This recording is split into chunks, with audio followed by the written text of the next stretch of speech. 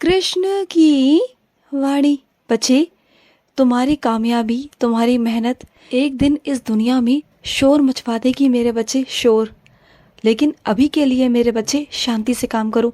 तुम जो भी मेहनत कर रहे हो ना, जो भी काम कर रहे हो, इस वक्त शोर मत मचाना, किसी को बताना भी मत कि तुम क्या कर रहे हो, किस तरीके से मेहनत कर रहे हो और तुम्हारे रास्ते क्या है, तुम्हारा लक्ष्य क्या है। अभी बिल्कुल शांत मन से, शांत दिमाग से काम करो और किसी को भी मत बताओ। ऐसा पता है क्यों है? ऐसा इसलिए है क्योंकि बहुत सारे लोग नहीं चाहते कि तुम उस मंजिल तक पहुंचो, और वो विघ्न डालने की बार बार कोशिश करते हैं तुम्हारे जीवन में, तुम्हारे काम में।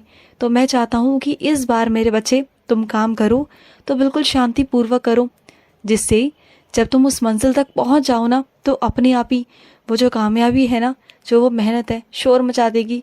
और वो ऐसा शोर होगा कि सबके कानों तक पहुँचेगा, तुम्हारे दुश्मनों तक, तुम्हारे मित्रों तक, तुम्हारे रिश्तेदारों तक, सब तक पहुँचेगा। लेकिन अभी के लिए नहीं, अभी के लिए बस तुम शांत रहो मेरे बच्चे, बस शांत रहो। और सुनो, तुम्हारे घर की एक दीवार पर मेरी प्रतिमा छप गई है मेरे बच्चे।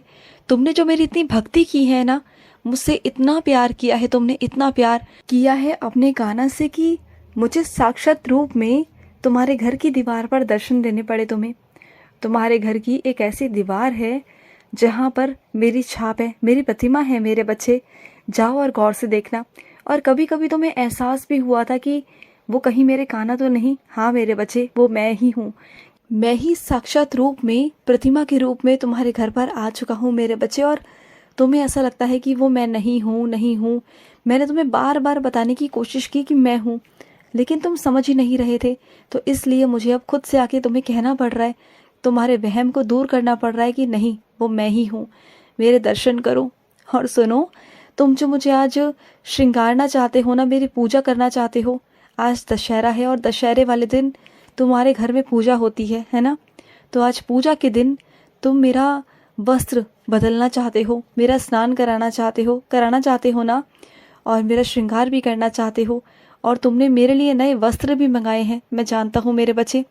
लेकिन वादा करो अपने काना से कि आज तुम अपने काना का श्रृंगार करोगे तो साथ साथ अपना भी करोगे। आज तुम वैसे नहीं रहोगे जैसे तुम हर दिन रहते हो।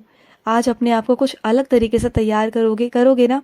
और जब तुम तैयार होगे ना, जब तुम मेरे सामने आओगे, तो मुझे भी बहुत अच्छा लगेगा। जब तुम और मैं, हम दोनों श्रृंगार करेंगे, साथ ही साथ अच्छे से त्योहार भी मनाएंगे। हाँ, जानते हो आज दशहरा है ना? दशहरे वाले दिन राम जी ने रावण को गिराया था मारकर। तो आज बुराई पर अच्छाई की जीत हुई थी। तो आज मैं उन बच्चों से कहना चाहता हूँ जो परेशान है ना, जिनका बार बार अपमान किया जाता है, और वो मेरे बच्चे दिल ही दिल से, अंदर से बहुत परेशान है कि कैसे हम इन चीज़ों से बाहर निकले। और काना, हमें बचा लो, हमें वहाँ से बाहर निकाल दो। तो सुनो मेरे बच्चे, जिस तरीके से बुराई पर अच्छाई की जीत होती है ना, वैसे ही तुम्हारे साथ भी होगा। चिंता मत करना, वो वक्त आने दो मेरे बच्चे, मैं खुद खड़ा हो जाऊंगा तुम्हारे लिए। और जितने भी बुरे लोग हैं ना तुम्हारे आसपास, जो तुम्हें बहुत तंग करते हैं, तुम्हें बहुत परेशान करते हैं ना, उनका सर्वनाश भी मैं करूँगा। चिंता मत करना। और सर्वनाश भी मैं तो करूँगा, लेकिन हाथ तुम्हारे होंगे, तुम्हारे हाथों से करवाऊँगा, तुम देखना। और सुनो, तुम कहीं जाने वाले हो और तुम्हें 4 लोगों में बीच में बैठकर तुम्हें कुछ परीक्षा देनी है और उनके सवालों के तुम्हें जवाब देने हैं।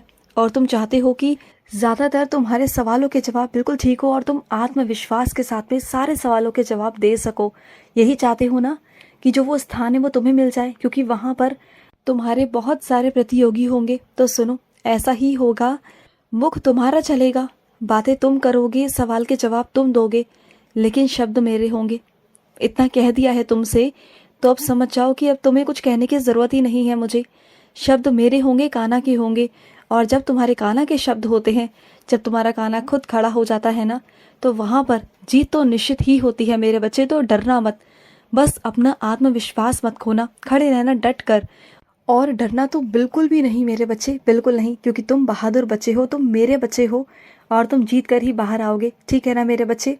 और सुनो, इंसान दुखी तभी होता है मेरे बच्चे, जो भी उसे मिल रहा है ना, उसमें वो संतुष्ट नहीं होता, वो और की लालसा करता है। और वो जितनी चीज़ों की लालसा रखेगा ना मन में, उसका दुख उतना ही बड़ा होगा, उतना ही ज़्यादा बढ़ता जाएगा मेरे बच्चे। तो मैं तुमसे यही कहना चाहता हूँ कि तुम मेरे बच्चे हो और तुम्हारे अंदर की जो लालसा है ना, जो चीज़ें हैं उसे कम कर दो। देखो अपने अंदर जो मन में जो चीज़ें उत्पन्न होती हैं ना, जो तीव्र इच्छा तुम्हारी उत्पन्न होती है, उन सब चीज़ों को संतुलन में ले आओ मेरे बच्चे। फिर देखो कि तुम्हारे अंदर का जो दुख है ना, जो दर्द है, वो बहुत कम हो जाएगा।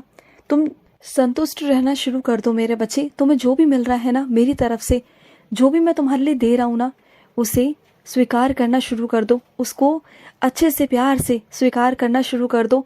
चाहे तुम्हें कम मिले या ज़्यादा मिले, ये मत सोच रखना कि मुझे कम मिला है और सामने वाले को ज़्यादा मिला है।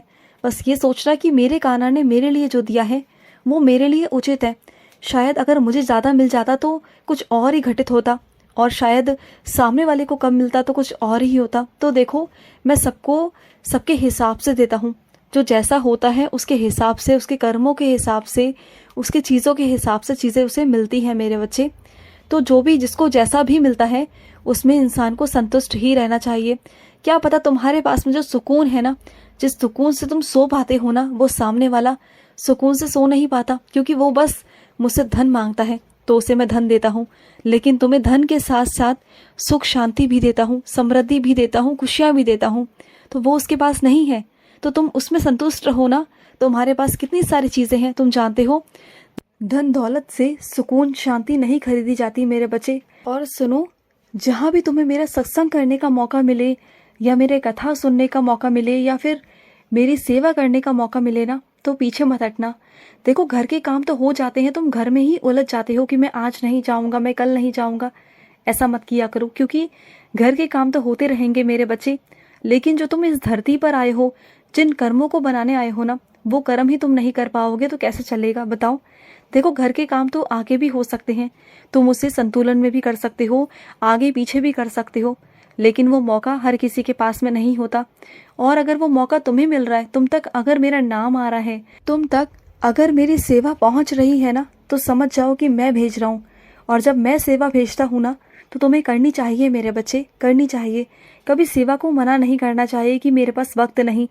अरे मेरे बच्चे, तुम जिस चीज़ के लिए आए हो उस चीज़ के लिए तुम्हारे पास वक्त नहीं, और जिस माया जाल में तुम फंसे हुए हो वो एक माया जाल है जो आज है कल अदृश्य हो जाएगा। फिर क्या करोगे उसका। और जो कथा है, जो मेरी सेवा है, ये दृश्य है, ये तुम्हें यहाँ भी दिखाई देगी और आगे भी परलोक में भी दिखाई देगी मेरे बच्चे। तो जो चीज़ें हैं उसे अपनाओ, जो चीज़ें है ही नहीं उसे अपना कर तुम इसे अपना समझ कर बैठे हो, वो तुम्हारी अपनी है ही नहीं, वो सब किराए का है मेरे बच्चे। ये संसार, ये घर, ये दुनिया, ये रिश्ते, ये सब किराए के हैं तुम्हारे। आज हैं और कल छूट जाएंगे। फिर क्या करोगे।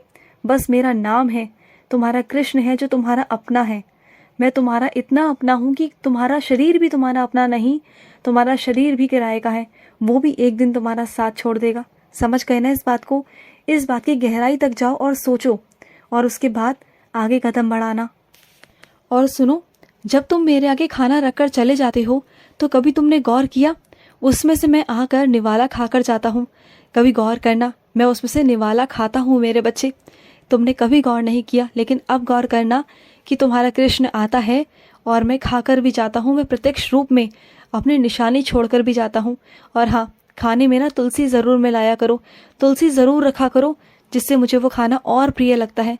खुश रहो। आज का कृष्ण संदेश समाप्त हुआ। जय श्री कृष्णा।